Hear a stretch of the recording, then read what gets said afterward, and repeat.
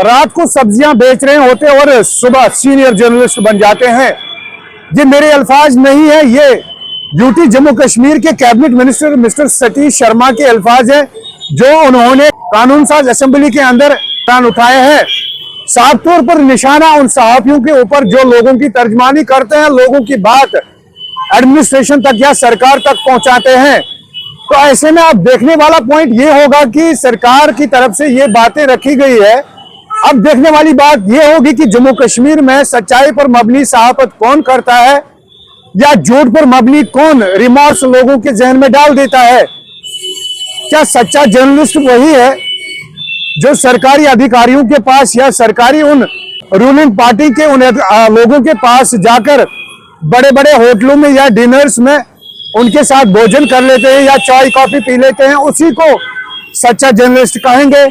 या फिर उन लोगों को कहा जाएगा जो गरीब लोगों की बात, गरीब आवाम की बात सरकार तक पहुंचाते हैं? या फिर उन लोगों को कहा जाएगा कि सरकार की जो खामियां हैं उसे छुपाने के लिए उसको सच्चा जर्नलिस्ट कहा जाएगा?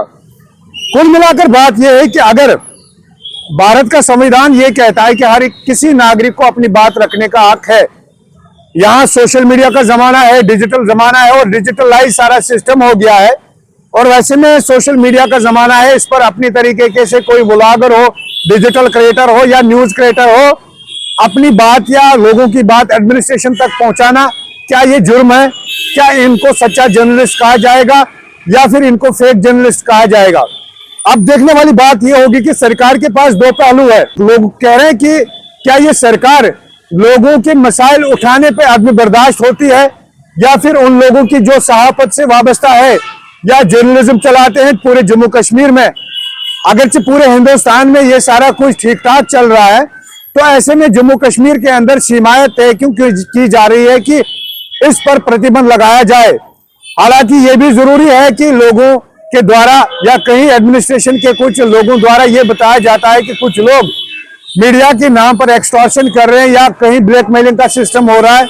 तो ऐसे में सरकार को या एडमिनिस्ट्रेशन को चाहिए कि उन लोगों को मॉनिटर करें, जो है नोट करें, उन लोगों को सरकार की नोट्स में, एडमिनिस्ट्रेशन के नोट्स में लाए और बर्बाद कार्रवाई करें।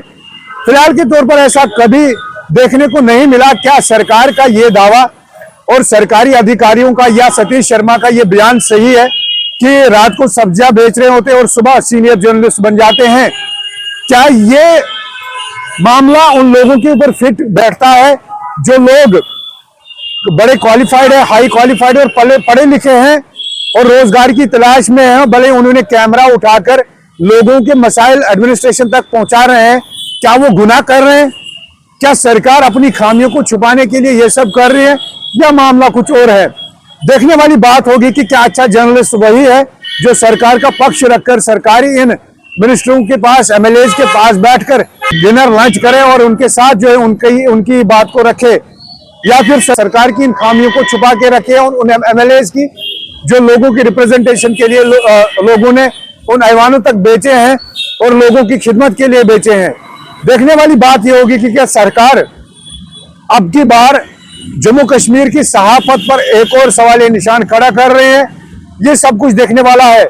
और देखने वाली बात यह भी होगी कि यहाँ पर कई सालों से एलजी एडमिनिस्ट्रेशन चला आया और उन दिनों ऐसा कोई मामला सामने नहीं आया है।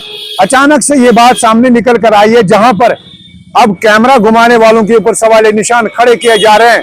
हालांकि मैं इस बात को गलत नहीं मानूंगा। आप कार्रवाई कीजिए, आप उन लोगों को ढूंढिए जो एक्सटॉर्शन कर रहे हैं, ब्लैकमेलिंग कर रहे हैं, मीडिया के नाम पर किसी को दबा रहे हैं, मीडिया के नाम पर किसी को सता रहे हैं। आप इन चीजों को नोटिस कीजिए और कैटेगरी में खड़ा कीजिए और उनके खिलाफ आप कानूनी कार्रवाई करिए।